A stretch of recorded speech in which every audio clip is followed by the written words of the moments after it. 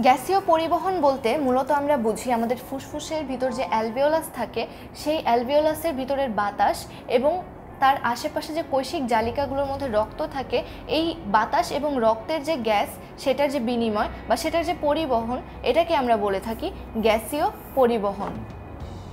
গ্যাসীয় পরিবহন আমরা এই ছবিটার সাহায্যে বুঝতে পারি। এটা হচ্ছে আমাদের একটা অ্যালভিওলাসের ভিতরের বাতাস এবং এটা হচ্ছে আমাদের কৈশিক জালিকা। এই দুই জায়গা থেকে আমাদের যখন কার্বন ডাইঅক্সাইড এবং অক্সিজেন গ্যাসের বিনিময় সম্পন্ন হবে বা পরিবহন সম্পন্ন হবে, এটাকে আমরা বলে থাকবো গ্যাসীয় বিনিময়। তো গ্যাসীয় বিনিময় মূলত দুই ধরনের, একটা হচ্ছে অক্সিজেন পরিবহন আর একটা হচ্ছে কার্বন ডাইঅক্সাইড পরিবহন। অক্সিজেন পরিবহন কিভাবে ঘটে? অক্সিজেন পরিবহন দুইভাবে ঘটে থাকে, একটা হচ্ছে ভৌত দ্রবণ রূপে এবং আরেকটা হচ্ছে রাসায়নিক যৌগ রূপে। ঠিক তেমনি কার্বন ডাইঅক্সাইডও কিন্তু তিনভাবে ঘটে থাকে।